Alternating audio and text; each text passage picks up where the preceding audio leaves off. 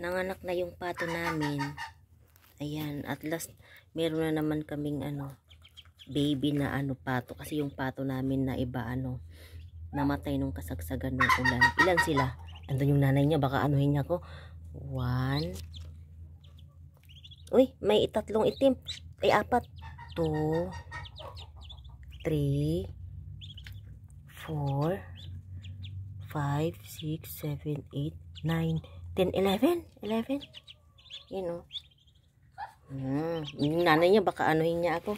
Huwag kang magagalit. Yan ang nanay niya, oh. Nagagalit na siya.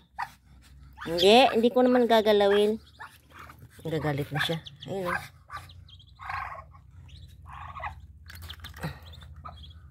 Ayan.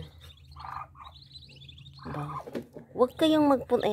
Hindi na ito. Papakain ko na to sa baboy. Hindi na to siya mangingitlog. Ayan, oh.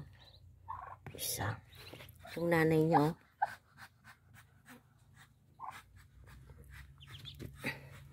Ilang itim? 1. Huwag kang pumunta dyan. Ayan, oh. Ang cute. 2.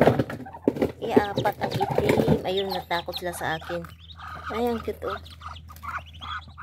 Ayun, ang nanay niya. Akala niya siguro kukunin ko.